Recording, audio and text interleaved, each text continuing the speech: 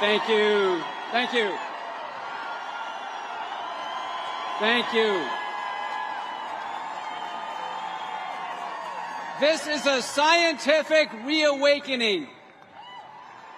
This country has been racked by a virus that's been here for 2 years. And the doctors who stand in front of you early on in the pandemic used all their clinical skills and knowledge and compassionately treated each and every high-risk patient to the best of their ability to prevent 2 bad outcomes: hospitalization and death. And they have demonstrated through the totality of their work, both clinical, research, and from an ecologic perspective, they have demonstrated that the vast majority of hospitalizations and deaths that occurred in this country could have been prevented. What was the shortcoming? What was the shortcoming? The shortcoming is we never had a full-throated endorsement from our government agencies, the CDC, the NIH, and the FDA, nor the White House Task Force. Not once did we hear a full-throated endorsement for doctors and healthcare providers. We have 1 million doctors in the United States. We have 500,000 nurse practitioners and physician assistants. Not once did we hear an endorsement for our best and compassionate care to each and every American. In fact, we heard the opposite. Through a series of statements, a series of actions, there was effectively a chill put on early treatment. Those efforts that were being put forward by the best doctors in America, those efforts were impeded. And it effectively amplified fear, suffering, hospitalization, and death. And it affected the most vulnerable people in our society, our seniors, our people of color in this country. They were adversely affected in the most severe and in some cases the most final way.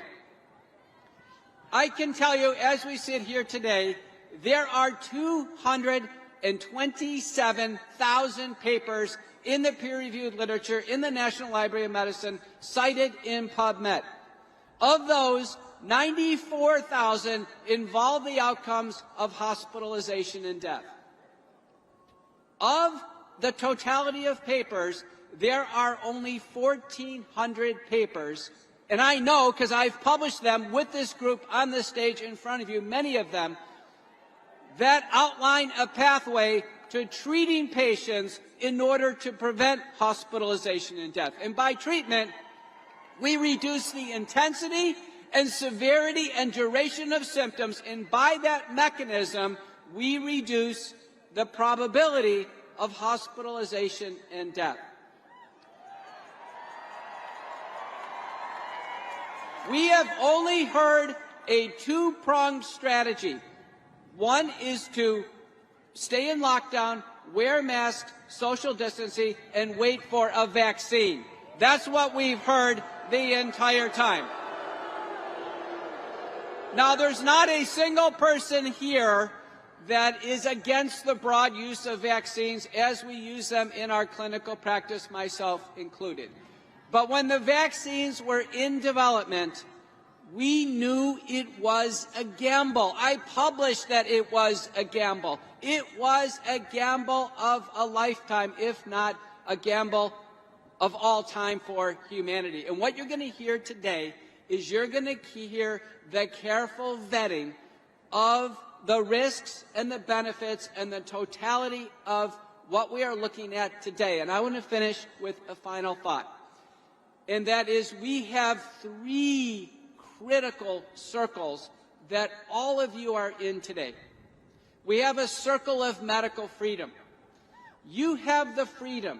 You, and you alone, have the autonomy over your body.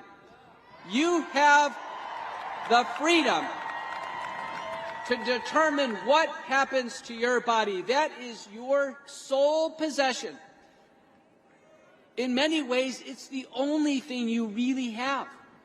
That is your possession. That circle of medical freedom is inextricably linked to a circle of social freedom.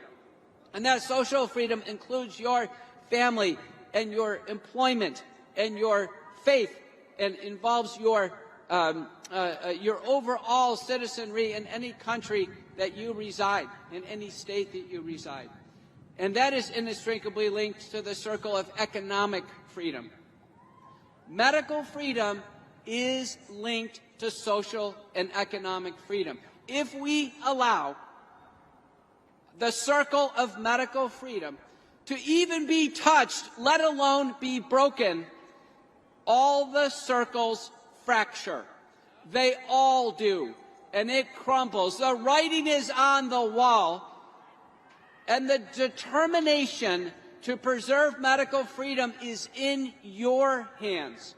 It's in your personal hands. It can't be any more clear. This moment cannot be more decisive. So join me and join these heroic doctors and nurses and others in helping bring America home. Thank you.